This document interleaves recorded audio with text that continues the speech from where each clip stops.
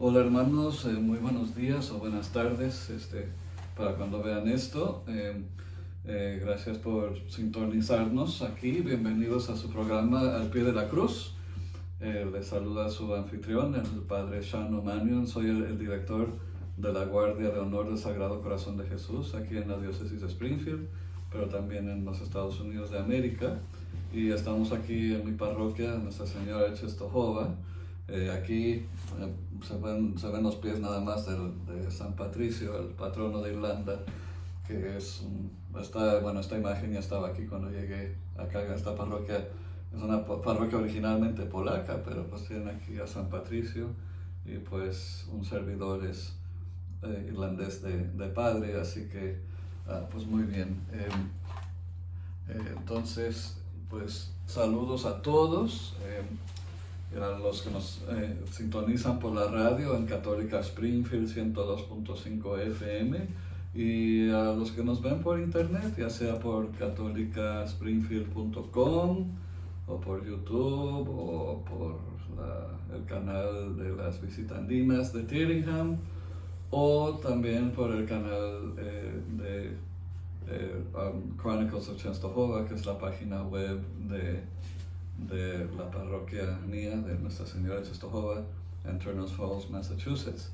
La última semana no pude grabar un programa, pero ahora que estamos reanudando y estamos en el mes de junio del 2020, pues quería comentar hablando acerca de los aspectos más fundamentales pues, de la devoción al Sagrado Corazón de Jesús, que lamentablemente es una devoción que no se conoce muy bien.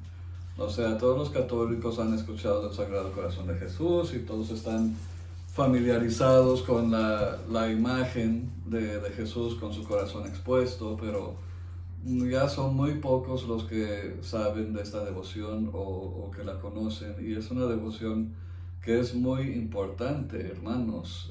Incluso la orden religiosa más grande de nuestra iglesia, la Compañía de Jesús, popularmente llamados los jesuitas, es su responsabilidad fomentar esta devoción, porque es una devoción muy importante para los creyentes, pero también es una devoción que agrada mucho a nuestro Señor Jesucristo. Pues hermanos, tomemos una breve pausa para recogernos un poquitín y pidamos luz al Espíritu Santo y pidamos al Sagrado Corazón de Jesús que nos comunique a cada uno de nosotros cuál es la tarea que Él tiene prevista para cada uno de nosotros. Entonces oremos en el nombre del Padre, y del Hijo, y del Espíritu Santo.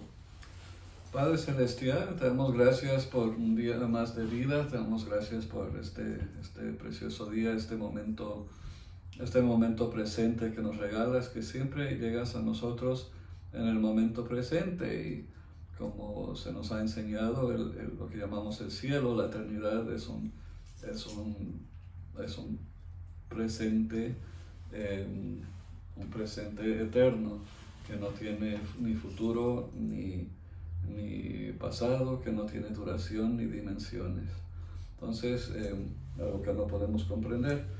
Pues Padre, te damos gracias por revelar estos misterios a nosotros, te damos gracias por hacernos dignos de colaborar contigo en la creación, en este proyecto continuo de la creación del mundo y de la redención y salvación de las almas.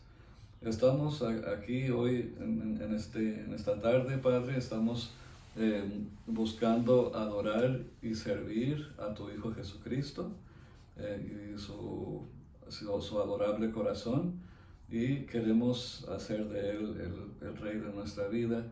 Queremos amarte a ti como Santísima Trinidad por medio de este Sagrado Corazón que Él nos reveló por medio de Santa Margarita María Alacoque, y queremos servirte a ti y servir a nuestros hermanos en el mundo. Padre, comunícanos ahora con el Espíritu Santo y llénanos de sus 7 dones para que podamos crecer en la imitación y servicio de Jesucristo, tu Hijo, que vive y reina contigo en la unidad del Espíritu Santo, y es Dios por los siglos de los siglos. Amén. Pues hermanos, aquí estamos en el último episodio. Hablé un poco acerca de como una introducción al Sagrado Corazón de Jesús y pues quiero elaborar un poco más acerca de este tema. Y como les digo, es un tema, una devoción muy importante para nuestro Señor. En la iglesia hay muchísimas devociones y diferentes personas son llamadas a practicar devociones, ya sea a la Virgen María o algún santo o algo así, pero esta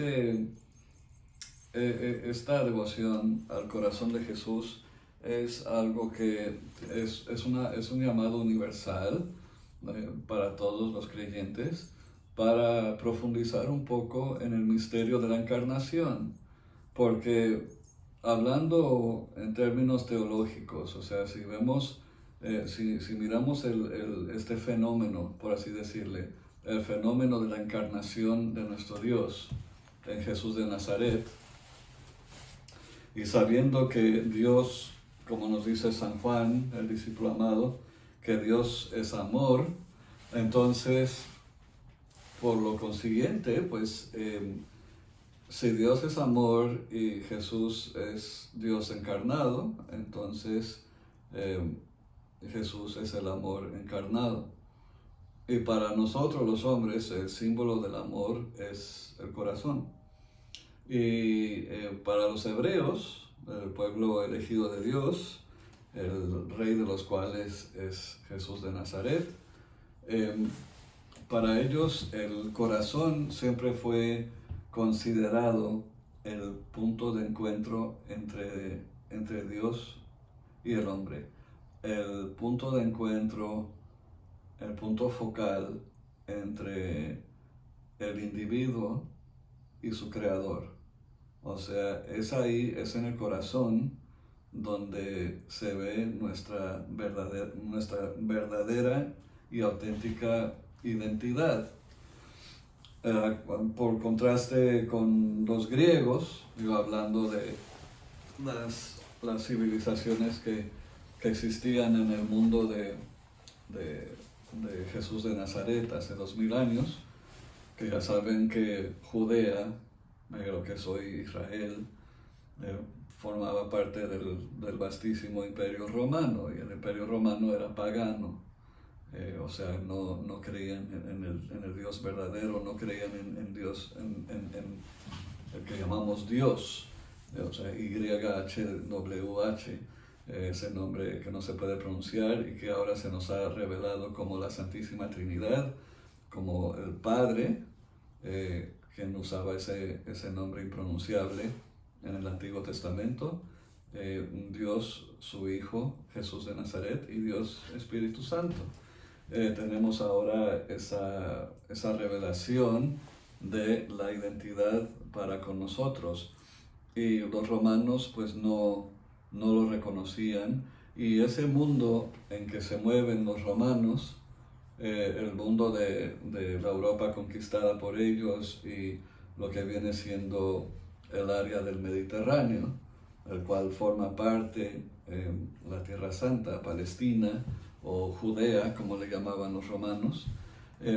La cultura prevalente en esos días es la cultura que llamamos greco-romana, es decir, que tiene elementos griegos y elementos romanos.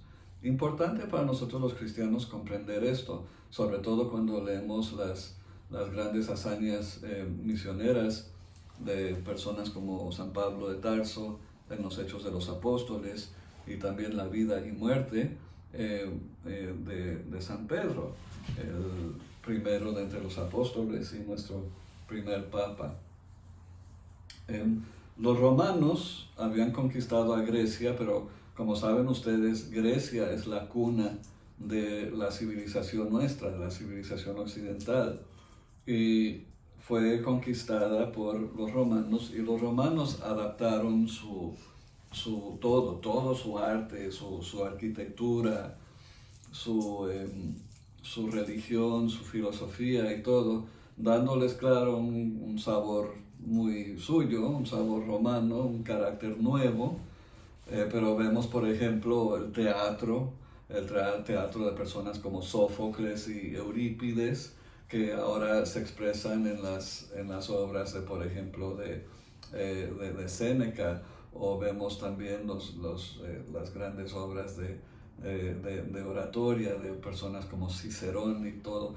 Todas estas que son joyas de nuestra civilización, eh, que nos vienen por medio de los romanos, se derivan originalmente de los griegos.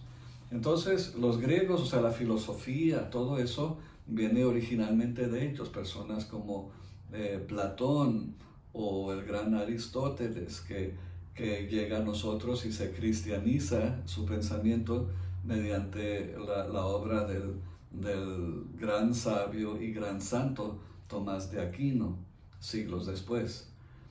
Como les digo, importante reconocer esto porque nos ayuda a entender la encarnación de Dios.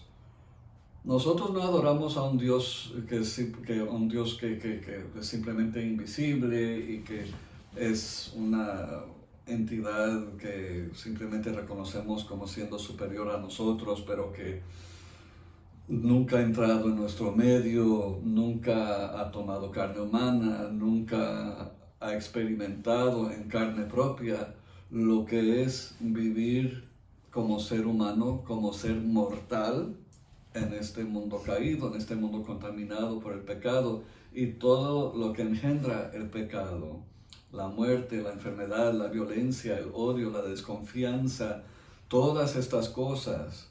Entonces, para nosotros entender el cristianismo, hace falta entender un poco de historia, porque lo que llamamos la historia de la salvación, que comienza con la creación del mundo, luego la creación de los seres vivientes, luego el ser humano, Adán y Eva, etcétera, etcétera, y pasando por las historias de Moisés y de los jueces, los reyes, profetas de Israel y todo. Ahora en Jesús todo eso es la historia humana.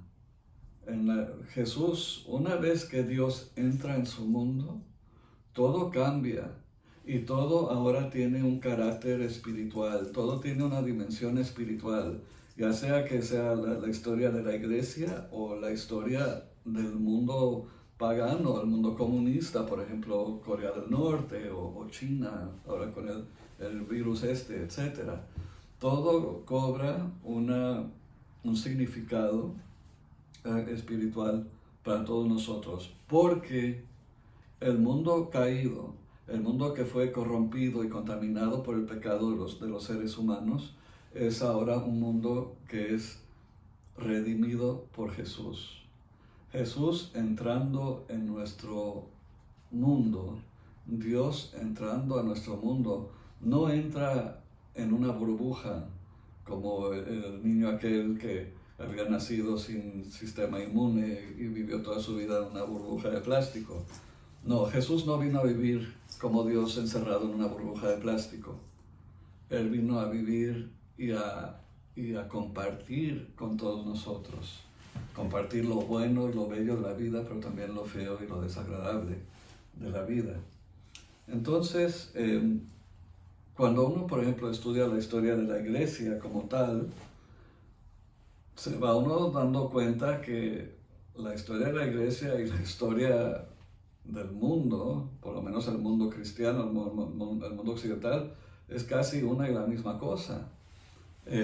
Porque la iglesia es la presencia por excelencia de Jesús de Nazaret en nuestro entorno, porque es por medio de la iglesia que recibimos los sacramentos, es por medio de la iglesia que los recibimos a Él. Entonces es importante entender este detallito. Ya sé que a algunas personas no les gusta la historia, simplemente lo ven como una materia académica y pues no, yo reprobé esto cuando estaba en la escuela y muchos tienen pues, no sé, síndrome de postraumático o algo con matemáticas o con biología o con historia. Pero es importante para nosotros darnos cuenta de esto, que comprender a Jesús incluye comprender la historia de los seres humanos. Entonces, remontándonos, como les digo, a la cultura grecorromana de hace 2000 años, tenemos ahora un encuentro, se podría decir un choque, la verdad, entre el mundo pagano de los griegos, que eran politeístas, o sea que creían en muchos dioses, y esa cultura que es conquistada y decae, pero que renace bajo los romanos, de una forma, como les digo, ya romanizada, ya con un nuevo sabor. Pero vemos aún hoy en día, si uno visita Atenas y uno visita Roma, se da uno cuenta de que hay muchas cosas en común. Por ejemplo, el Panteón que está en Roma no es un panteón como nosotros llamamos a los cementerios, pero es un templo que era dedicado a todos los dioses. Hasta el nombre es griego, Pantheon, todos los dioses. Y vemos, por ejemplo, entre los romanos y su religión, tenían al gran dios Júpiter, que es el dios griego Zeus. Tenemos los otros dioses griegos con nuevos nombres. Por ejemplo, Apolo se vuelve Mercurio. Tenemos a Hera, que toma el nombre de Juno. Afrodita toma el nombre de Venus, etcétera, etcétera. Vemos todos estos fenómenos del mundo greco-romano en el Imperio Romano. Entonces, cuando Judá, Israel, Judea en latín, Judea, es conquistada, vemos que enseguida hay un choque, hay un gran choque. Todos los pueblos del mundo tienen sus creencias, pero la creencia de los judíos es la única religión que es auténtica, porque es la nuestra. Digo, ese no es el motivo, que porque es nuestra religión. Digo que es la nuestra, la religión de los judíos. Ahora Israel somos nosotros, los cristianos. Pero, como les digo, es importante entender esto. Por lo menos no tenemos que entrar en muchos detalles. Pero el Dios de Israel es Dios. Los dioses de los griegos, de los romanos, de los persas, de los indios, de todos los diferentes pueblos, son religiones falsas. Incluso esos dioses que adoran son demonios. Nos lo dice el mismo salmista. Claro, ya sé que es algo que puede resultar chocante hablar de esta forma, pero es la verdad. Y Jesús nos dice que la verdad nos hará libres. Los dioses de otras religiones son demonios. La única religión auténtica, que es del único creador, es la religión que le fue dada a Abraham y a su simiente, que son los judíos, y por medio de los judíos, el judío Jesús de Nazaret, que es Dios que entra en nuestro mundo, se encarna primero para los judíos y luego para todos los demás, nosotros los gentiles. Entonces, en ese mundo de hace 2000 años está este choque, y recordarán, si han leído libros o si han visto películas acerca de los tiempos de Jesús, que para un romano ir a Palestina era lo peor.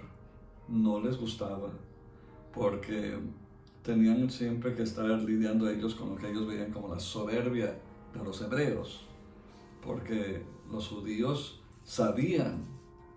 se conocían como hijos del Dios verdadero. Entonces, para ver a estos paganos, incircuncisos, que venían, que no tenían ningún pacto, ninguna alianza con el verdadero Dios, que vinieran a conquistar su tierra, se les hacía una cosa, o sea, claro, nadie quiere ser conquistado, pero para ellos era mucho peor, porque le faltaban al respeto a Dios y a su templo en Jerusalén. Entonces, el choque, tenemos el choque político, que es obvio, de cualquier pueblo conquistado, pero tenemos el choque filosófico y religioso del entendimiento de lo que es Dios. Recuerdan que San Pablo de Tarso en los Hechos de los Apóstoles, cuando está en Atenas, creo que era, no me acuerdo, pero Atenas, está en el Acrópolis predicando y les dice, o sea, su punto de entrada en la mentalidad griega es hablando del altar, del santuario que ellos tenían dedicado a un Dios desconocido, y él les dice, ahora les voy a hablar de este Dios que ustedes desconocen, que es el único Dios que existe. Entonces, religiosamente, ese Dios que no se había revelado a los griegos, ese Dios desconocido, que es nuestro Dios y que es el único Dios, para él ese Dios es amor. Ese Dios es amor. Entonces, su lugar de diálogo con el ser humano es en el corazón, mientras que la religión para los griegos y después los romanos y todos los pueblos que los romanos subyugaron, Egipto, Persia, la gran mayoría de los europeos, etc., se impone esta religión y esta forma de pensar que todo es la mente, todo es el intelecto. Como les comenté, los griegos ya tenían una bellísima tradición intelectual que sobrevive y se estudia todavía hoy en día y que forma la cuna de nuestra civilización y sus cimientos. Como les digo, con grandes filósofos, con matemáticos, con literatura, las artes, la escultura, la poesía, la música, todas estas cosas que damos por sentado, cosas que recibimos todos los días, es algo que viene de los griegos. Todos los griegos tienen una sólida fundación intelectual. Entonces, para ellos, el punto de encuentro entre el hombre y los dioses es el intelecto, o sea, es cuestión de pensar. Pero para el judío, que vemos ya ese choque, se rechaza esta idea. Y no porque los judíos hayan carecido de una tradición intelectual, al contrario.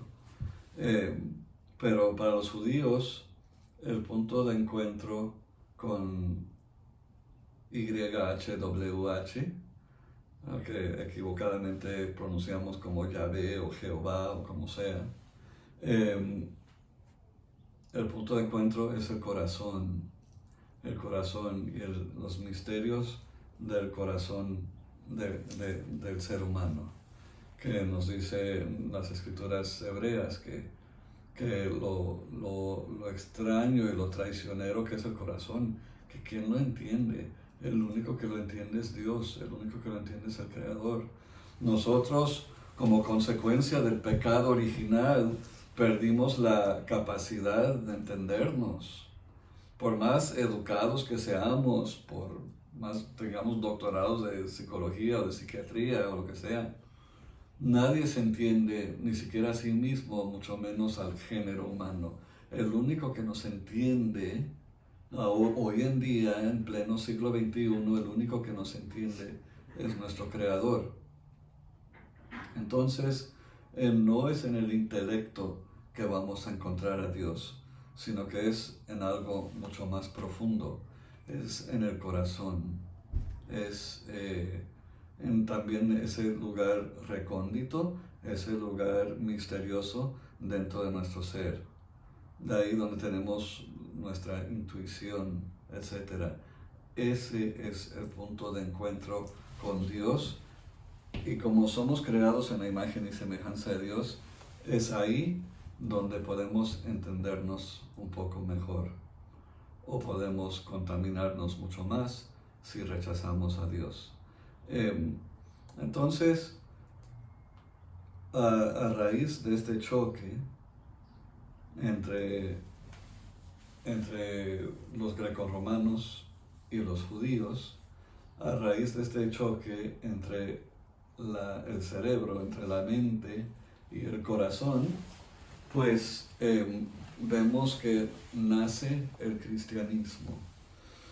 El cristianismo, que es el judaísmo llevado a su expresión total en la encarnación de Dios, el Mesías, nuestro Dios, nuestro Salvador, nuestro Redentor, nuestro Mesías, nuestro Rey, pero también nuestro amigo y hermano Jesús de Nazaret. Todo se encarna en Él, y a partir de ahí surge la iglesia, que es la nueva expresión de lo que se llama judaísmo. Es la expresión de la verdad en nuestro mundo, que sigue siendo un mundo caído. Nacen de esas cenizas, de ese choque, que claro, militarmente los judíos no podían contra los romanos. Primero fueron subyugados por ellos, y luego en el año 70 de nuestra era fueron expulsados de su tierra. Su templo fue destrozado.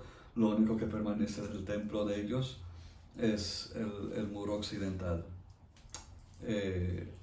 Y eso lo hicieron los romanos paganos, grecorromanos, no los romanos católicos. No, eso tardaría todavía 3 siglos más para que Roma se cristianizara.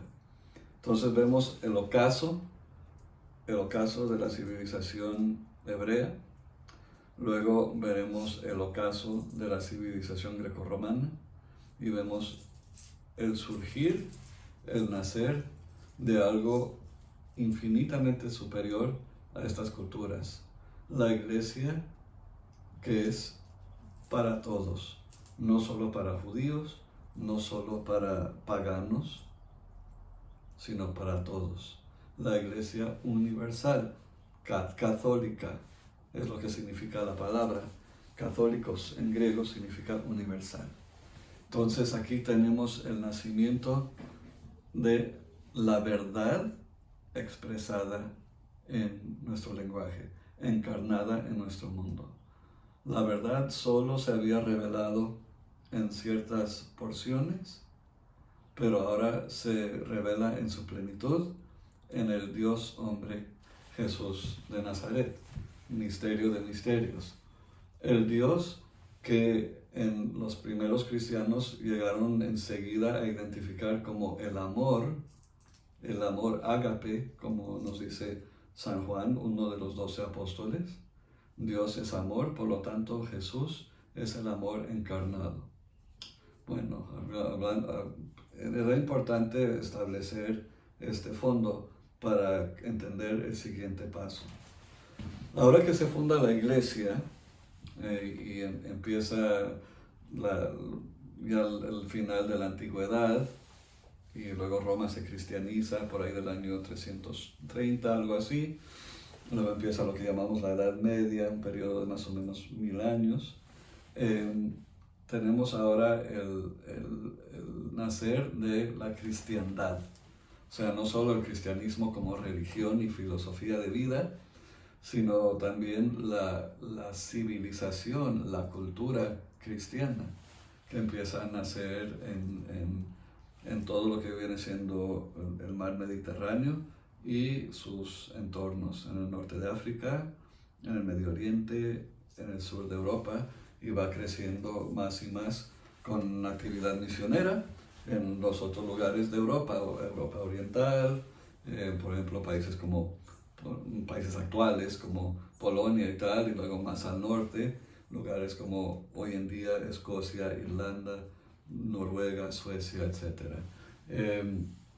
Vemos este crecimiento del cristianismo.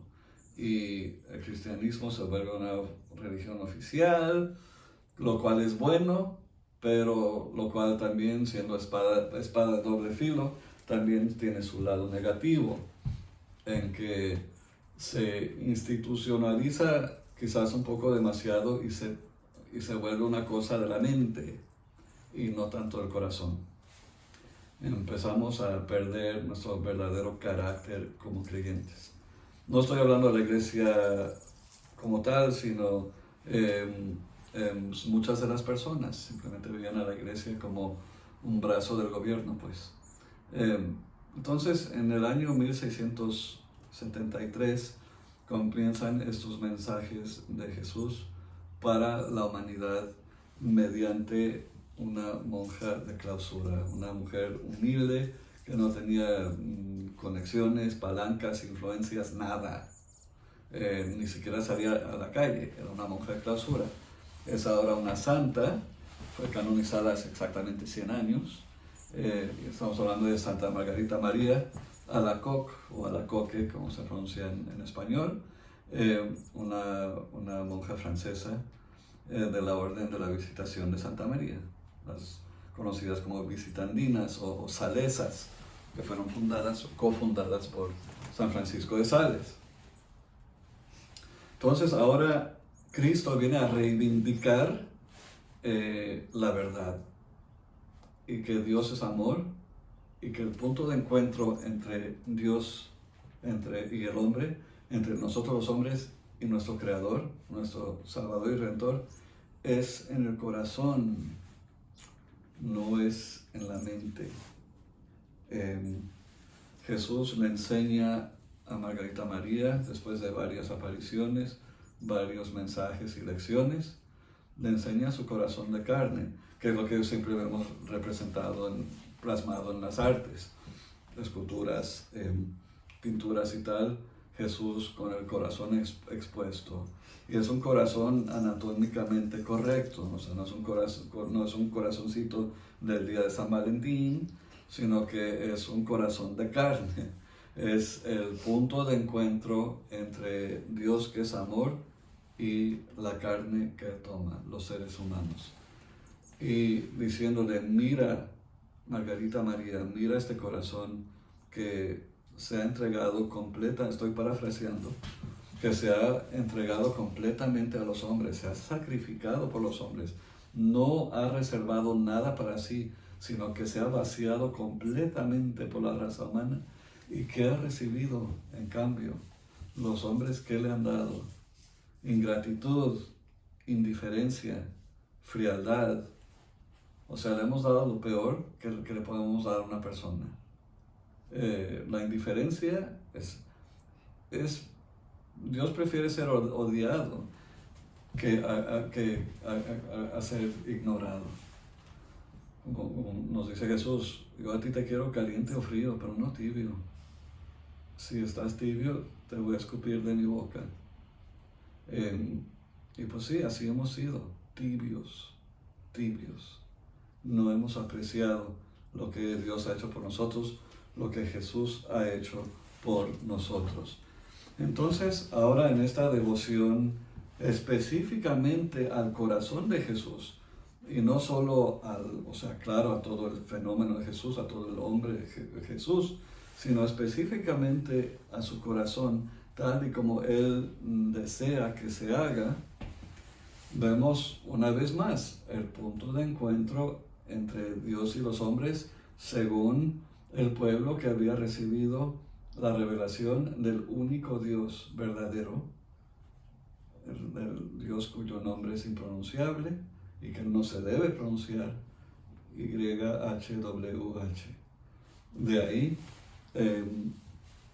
empieza el culto del corazón, el culto del verdadero amor, del amor que solamente se ve expresado en un lenguaje humano en Jesús de Nazaret. El amor que los griegos llamaban ágape, porque los griegos, como pensaban diferentemente nosotros los modernos, ellos entendían que había diferentes tipos de amor. Y el amor supremo es el amor ágape, el amor que busca todo por el amado y que no busca nada para sí mismo. Ese es el amor que Dios es, ese es el amor que Jesús encarna. Y es el amor que se expresa en nuestro lenguaje mediante las enseñanzas de Jesús de Nazaret, pero también en su forma de actuar, en su forma de dedicarse por sus hermanos, incluso hasta recibir una vil y horrenda muerte en cruz.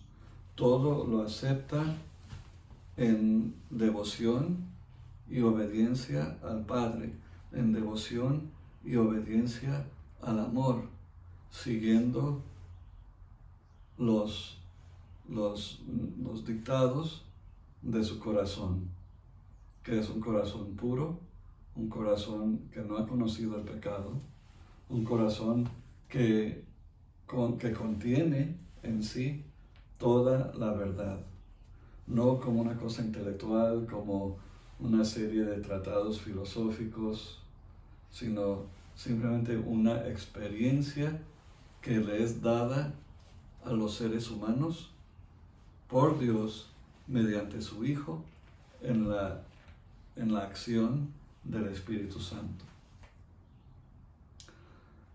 Claro, es importante leer, estudiar, aprender acerca de Dios, acerca de la encarnación y acerca del mundo que es ahora el entorno en el cual sigue existiendo Jesús de Nazaret en la Iglesia Católica, pero donde de veras experimentamos la verdad de Jesús es en el corazón. Una cosa es que yo lea un catecismo, que me lo aprenda de memoria. Otra cosa es que eso viaje de mi cerebro a mi corazón y que de veras se vuelva parte de mi ser. Que sea algo que controla, ordena, organiza, dicta mi forma, todo lo que soy, mi forma de existir, mi forma de pensar, de hablar, de amar, de trabajar, de actuar. Todo es un don que recibimos en el corazón y no aquí. Por ejemplo, compartiéndoles una experiencia propia, yo era una persona bastante liberal antes de mi conversión y pues yo creía en el aborto. Yo decía, no, pues eso es cuestión de mujeres, los hombres no tienen por qué estar metiendo sus narices en eso. Claro, muy convenientemente para mí, ¿no?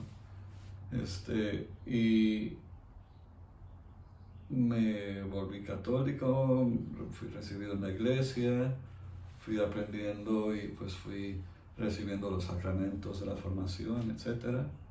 Y cambió mi actitud sin que yo me diera cuenta.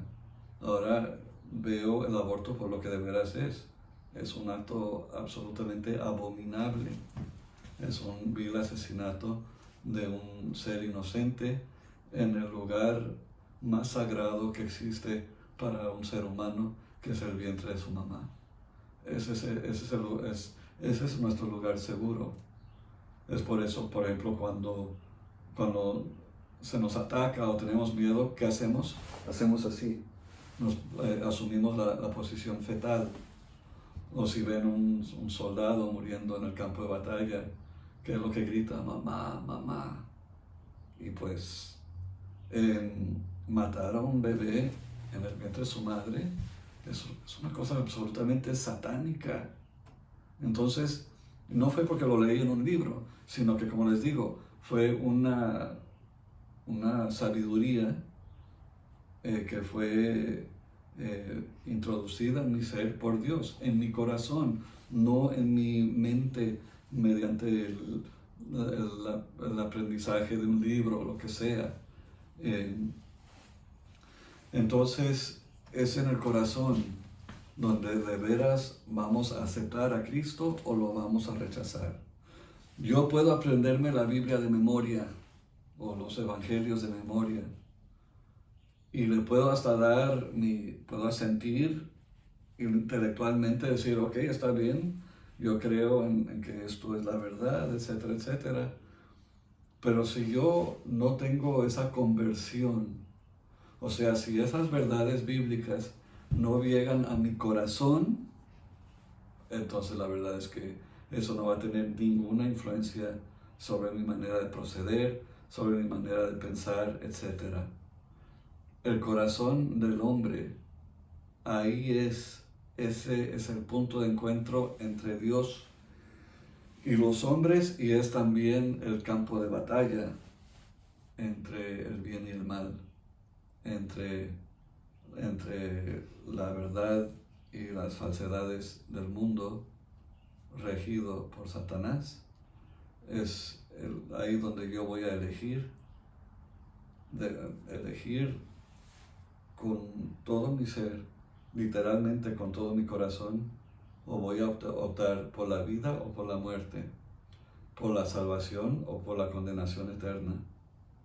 Voy a elegir por Dios, por Jesús, por el Espíritu Santo, o voy a elegir por mí mismo, no Satanás. Nadie conscientemente elige por Satanás, al menos que sean unos estúpidos, que los hay. Uno elige el egoísmo y de esa forma, sin darse cuenta, está uno eligiendo a Satanás, está uno eligiendo el encierro espiritual, el ensimismamiento y la condenación de nuestras almas. Pues hermanos, aquí también pues llegamos hasta la encarnación de Jesús y luego vemos 1600 años después, vemos la revelación de Jesús de Nazaret de una forma nueva, de una forma refrescante, que es el llamado de Jesús a vivir el encuentro con Él en nuestro corazón, de pedirle a Él que haga nuestro corazón semejante al suyo, de recordar que Dios es amor y que nosotros somos creados en su imagen y semejanza. Somos creados en la imagen y semejanza del amor. Por lo tanto, debemos vivir según los dictados y las enseñanzas de Jesús de Nazaret, pero pidiendo siempre al Espíritu Santo de que estas verdades viajen, que es una distancia muy larga, entre el cerebro y el corazón, entre el intelecto y el la verdadera y profunda conciencia, identidad del ser humano. De ahí la devoción al Sagrado Corazón de Jesús. Se practica de forma sencilla porque las oraciones que tienen más poder tienden a ser muy sencillas, por ejemplo, el Santo Rosario. Entonces, ¿qué instrucción nos deja Jesús como Sagrado Corazón? Primero, que lo tengamos en nuestras casas y que alabemos su imagen en nuestros hogares. Una cosa sencilla. Hoy en día se practica lo que llamamos la entronización del Sagrado Corazón en nuestro hogar. Y luego también le dice a Margarita María, oye, mira este corazón tan rechazado por los hombres, pero por lo menos tú, hija, tú me puedes amar. Entonces, pues ¿cómo? Comulgando 9 primeros viernes consecutivos, haciéndolo con la finalidad de ofrecer nuestro corazón a Jesús y pidiéndole que Él vaya formando nuestro corazón en la imagen de su Sacratísimo Corazón. Y ahora nosotros en la guardia de honor lo llevamos a un punto aún más sencillo, que lo que hacemos es que ofrecemos en reparación por el rechazo de los hombres y por nuestra propia frialdad, nuestra propia tibieza, ofrecemos una hora de nuestro día en reparación a Jesús. Y para hacerlo lo más sencillo posible, no decimos, voy a ir a hacer una hora santa durante esta hora, aunque claro, se puede hacer lo que uno quiera, pero simplemente ofrecer, como Dios entró en el mundo tal cual, nosotros ofrecemos una hora de nuestro día tal cual a Dios. Las actividades que yo esté realizando durante esa hora. Si estoy trabajando, si estoy conduciendo mi carro, si estoy haciendo jardinería, si estoy lavando los platos, lavándome los dientes, si estoy boleando mis zapatos, lo que sea, todo lo hago consciente de que lo estoy haciendo por el Sagrado Corazón de Jesús y consciente de que en mi mente me estoy poniendo al pie de la cruz y estoy ofreciendo en reparación al crucificado, ofreciéndole esa hora de mi día y haciendo todo, esmerándome por hacer todo lo mejor posible para darle algo bueno, para ofrecerle a mi Dios, a mi Salvador, a Jesús de Nazaret. Bueno, hermanos, espero que no los haya aburrido demasiado, pero es importante conocer el fondo histórico de nuestra creencia, porque recuerden que Dios pudo haber encarnado en cualquier momento, pero Él eligió el tiempo y las circunstancias que Él eligió, y por algún motivo fue. Y hoy nos encontramos 21 siglos después, y se nos invita siempre a profundizar en la experiencia directa y vivida de Jesús de Nazaret. Y eso lo podemos hacer de una forma poderosísima, pero también sencillísima, en nuestro culto al Sagrado Corazón de Jesús y en la guardia de honor del Sagrado Corazón de Jesús, ofreciéndole una hora de nuestro día. Entonces espero que en oración, que esta información que les acabo de dar, que penetre en sus corazones y que se inscriban a la guardia de honor del Sagrado Corazón. Simplemente lo pueden buscar en Google y que encuentren nuestra página web, que es en inglés www.guardofhonor-usa.org, en inglés www.guardofhonor-usa.org. Simplemente pongan guardia de honor en español en Google y van a encontrar la página. Ahí podrán encontrar la ficha de inscripción y elegir la hora que el Sagrado Corazón les indique en oración. Pues hermanos, gracias por ver este video, gracias por sintonizarnos aquí al pie de la cruz en Católica Springfield 102.5 FM y en catolicaspringfield.com. Soy el padre Shannon Mannion, quedo a sus órdenes. Me pueden encontrar en la parroquia de Nuestra Señora de Czestochowa, en la región norte, en el condado de Franklin, la región norte de nuestra diócesis, en Turners Falls, Massachusetts. Pues hermanos, de nuevo muchas gracias y permítanme despedirme con una bendición. El Señor está con ustedes. Mediante la intercesión de Santa María, siempre Virgen, todos los ángeles y los santos, pedimos ahora mismo la intercesión de San Juan, el discípulo amado, y de Santa Margarita María Alacoque, la bendición de Dios Todopoderoso, Padre, Hijo y Espíritu Santo, descienda sobre ustedes y sobre todos sus seres queridos. Y aún más importantemente, que el Sagrado Corazón les comunique ahora mismo qué es lo que quiere de ustedes y cuál hora Él quiere que ustedes elijan para acompañarlo y consolarlo, muriéndose Él en la cruz y nosotros siempre al pie de la cruz. Hermanos, nos vemos el martes que viene, Dios lo quiera. Hasta entonces, pues permanezcamos mentalmente y haciendo lo que estemos haciendo al pie de la cruz. Dios los bendiga.